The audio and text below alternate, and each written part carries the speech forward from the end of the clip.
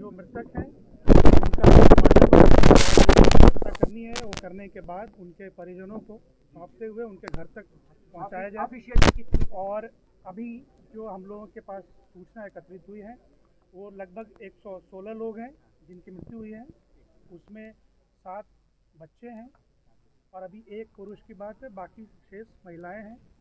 और इसमें जिन लोगों का शिनाख्त हो पाया है वो लगभग 72 लोग हैं। मिसिंग कितने हैं सर? तो नहीं, मिसिंग कोई नहीं है।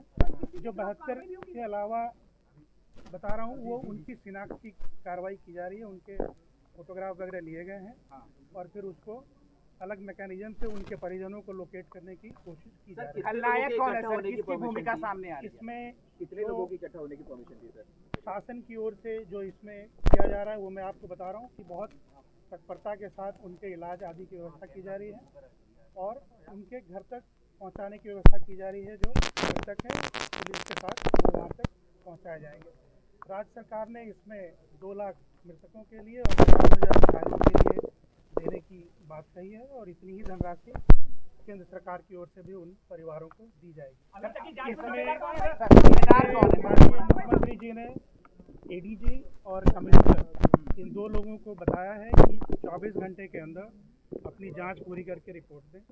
अभी जो स्थिति हम लोगों के सामने आई है उसमें जो उनके मुख्य सेवादार थे उन्होंने एक एप्लीकेशन दिया था इस तरह के कार्यक्रम के लिए और उसमें लगभग 80,000 के आसपास भीड़ की उन्होंने बताई थी, लेकिन जो सूचना मिली है वो काफ़ी ज़्यादा उसकी संख्या वहाँ पे लोगों की थी, 80,000 से ज़्यादा थी।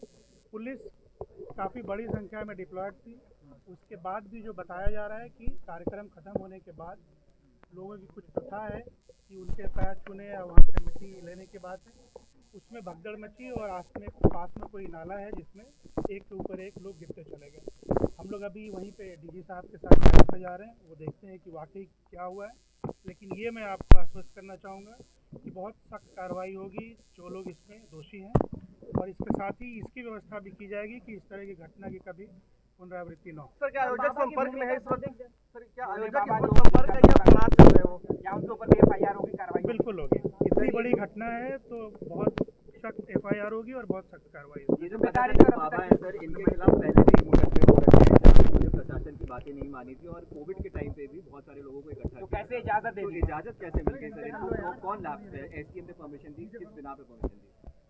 एसडीएम ने जो परमिशन करी है वो जो नॉर्मल प्रोसेस है पुलिस से रिपोर्ट लेने के बाद कार्यक्रम के लिए, लेकिन जो उन्होंने परमिशन दी है उसमें कई शर्तों का भी उल्लेख उन्होंने किया है कि आयोजकों को किस किस चीज़ की मौके पर व्यवस्था करनी चाहिए। ये आयोजकों की ओर से एक मेजर लैप्स है और जैसा मैंने कहा इसके लिए बहुत सख्त कार्रवाई उनके खिलाफ। क्या अधिकारियों का भी कोई लैप्स अभी तक सामने आया है? ये जांच जो कमिश्नर और एडीजी को करना है, सिर्फ 24 घंटे की मोहलत माननीय मुख्यमंत्री जी ने दी है और उसके बाद आप सबके सामने आएगी। तो जैसा कि आप बता रहे हैं कि 80,000 लोगों की ही घूमने की परमिशन थी, तो फिर लोकल इंटेलिजेंस यूनिट क्या कर रही थी? उनको नहीं पता था कि 80,000 से ज़्यादा लोग? ये सारी चीज़ें जांच में कवर्ड होंगी और आपके सामने उसका निष्कर्ष निकलेगा। ठीक है, थैंक यू।